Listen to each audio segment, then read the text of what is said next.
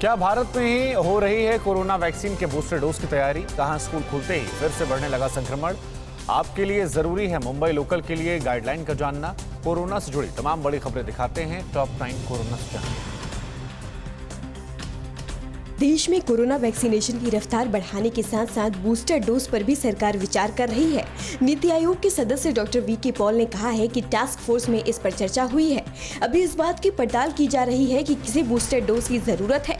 हालांकि हाल ही में WHO के प्रमुख ने अभी बूस्टर खुराक न देने का आह्वान किया था। इसके पीछे उनकी सोच ये थी कि पहले उन लोगों तक टीका पहुँचे जिन्हें अभी पहली डोज भी नहीं लगी है। स्वास्थ्य मंत्रालय ने कहा है कि वैक्सीन की डोज अब पहले के मुकाबले ज्यादा उपलब्ध है। मंत्रालय के संयुक्त सचिव लव अग्रवाल ने कहा है कि जनवरी में हम वैक्सीन की 2.35 लाख डोज रोजाना उपलब्ध करवा पा रहे थे, जो जुलाई में बढ़कर 43.41 लाख डोज प्रतिदिन हो गई।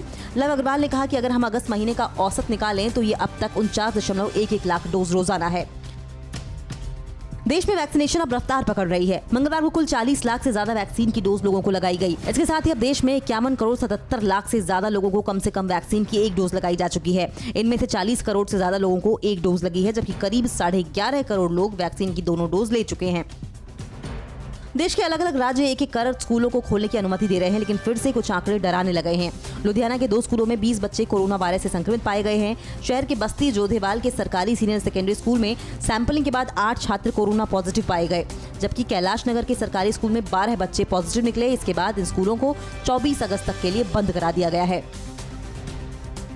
महाराष्ट्र सरकार ने फैसला किया है कि शहरी इलाकों में 8वीं से 12वीं कक्षा तक के स्कूल 17 अगस्त से खोल दिए जाएंगे।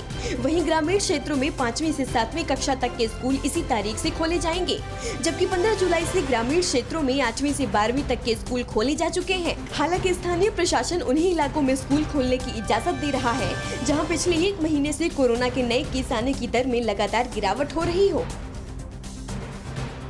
ऑक्सीजन की कमी से मौत के मामले में एक के बाद एक तमाम राज्य मुकरते जा रहे हैं। स्वास्थ्य मंत्रालय के संयुक्त सचिव लव अग्रवाल ने कहा कि सिर्फ एक राज्य पंजाब को छोड़कर किसी भी राज्य ने अब तक नहीं कहा कि उनके यहाँ ऑक्सीजन की कमी से मौतें हुई।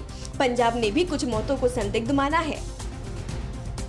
मध्य प्रदेश में ऑक्सीजन की कमी से मौतें न होने के सरकारी दावे पर जबलपुर हाई कोर्ट ने हैरानी जताई है। हाई कोर्ट ने कहा है कि ये मानना आसान नहीं कि राज्य में कोरोना की दूसरी लहर के दौरान ऑक्सीजन की कमी से एक भी मौत नहीं हुई है। कोर्ट ने ऑक्सीजन की कमी से मौत पर मुआवजे के आवेदनों पर सरकार से जवाब मांग लिया है, जबकि पीड़ित परिवारों ने निष्पक्ष एजेंसी से मौतों की जाँच की मांग की है।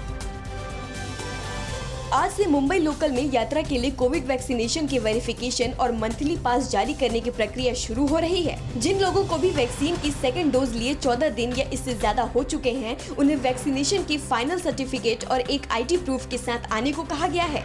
ऐसे यात्रियों को 15 अगस्त से मुंबई लोकल में यात्रा की अनुमति होगी। मुंबई लोकल में कोरोना गाइडलाइन के साथ यात्रा शुरू करने के लिए म्यूनिसिपल कॉर्पोरेशन एरिया में 53 रेलवे स्टेशनों पर कुल 358 हेल्प डेस्क बनाए गए हैं, जबकि मुंबई मेट्रोपॉलिटन रीजन में 109 स्टेशनों पर हेल्प डेस्क बनाए जा रहे हैं। इन स्टेशंस पर पहुंचकर मुंबई कर सर्टिफिकेट के वेरिफिकेशन का काम करा सकते हैं। किसी भी फेक सर्टिफिकेट के पाए जाने पर सख्त कार्रवाई की चेतावनी भी दी गई है।